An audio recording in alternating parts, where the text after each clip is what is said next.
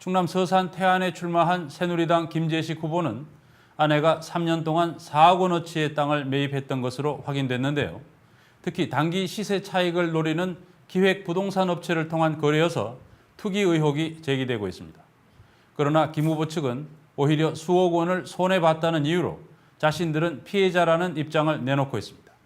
경기 수원병에 출마한 새누리당 김용남 후보의 경우는 대지로 용도 변경된 땅을 여전히 논으로 신고해서 적어도 3억 7천여만 원을 축소 신고한 것으로 드러났습니다. 김성수 기자가 보도합니다. 충남 서산 태안에 출마한 새누리당 김재식 후보. 2007년 부산지검 동부지청장을 마지막으로 검찰을 떠난 뒤 2008년 초 변호사 개업을 합니다. 그런데 얼마 뒤인 2008년 11월 김 후보의 아내 이현묘 씨는 전북 군산시 회연면 원우리 일대 임야 4필지 300여 평을 1억 5,500만 원에 사들입니다. 새만금 개발한다 해가지고 여기에 개발 호재로 샀다고 봐야죠. 여기다가 산 위에 뭐 이런 전원마을 같은 거 진다 이렇게 했겠죠. 이 씨는 불과 2달 뒤인 2009년 1월 경기도 용인시 처인구 일대 임야 2필지 360여 평을 1억 6,600만 원에 매입합니다.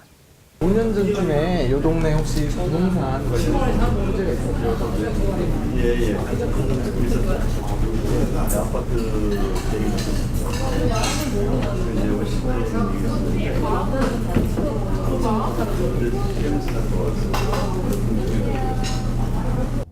또 3년 가까이 지난 2011년 12월엔 용인시 처인구의 또 다른 임야 300여 평을 7,100만 원에 추가 매입합니다. 특별한 연고도 없는 군산과 용인에 3년 동안 1,000평 가까운 땅을 사들인 겁니다. 취재진은 취재 과정에서 특이한 점을 발견했습니다. 김 후보 아내가 매입한 4억 원가량의 땅이 모두 개인이 아닌 법인 소유였던 겁니다.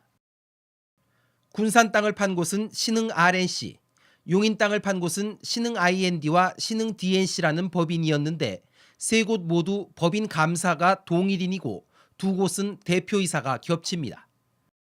사실상 모두 같은 법인으로 대규모로 땅을 사들인 뒤 단기간에 되팔아 수익을 내는 전형적인 기획부동산 업체였습니다.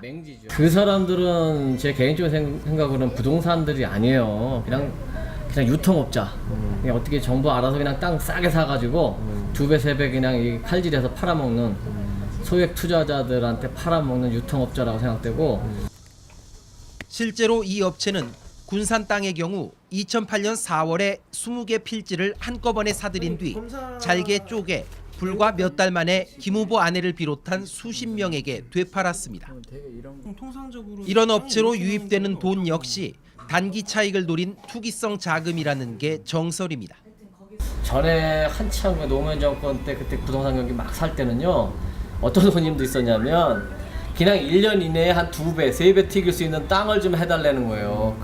그러나 김 후보의 아내는 이 부동산 업체 전무로 일하고 있던 친구가 도움을 요청해와 선의로 여유자금을 맡겼을 뿐 기획부동산인 줄은 전혀 몰랐다고 해명했습니다. 자기가 너무 어려우니까 좀 도와달라 그랬고, 그때 제가 변호사 개업해서 조금 있으니까 그냥 그래 도와주는 셈 채우고 보지도 않고 그냥 한 게 오늘 이렇게 문제가 생겼어요. 그래서 김재식 후보는 아내가 땅을 4억 원가량이나 사들였다는 사실을 금번 재보선에 출마하면서야 알게 됐다고 말했습니다. 우리는 매년 등록해.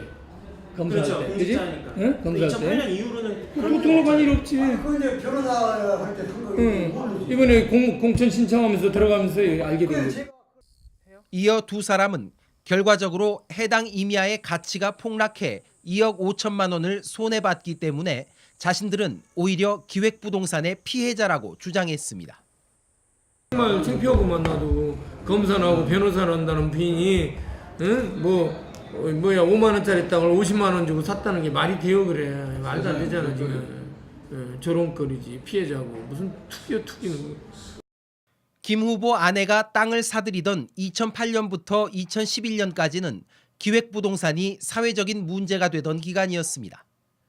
당시 검찰이 집중 단속에 나서 업자들을 대거 구속한 경우도 자주 보도됐습니다.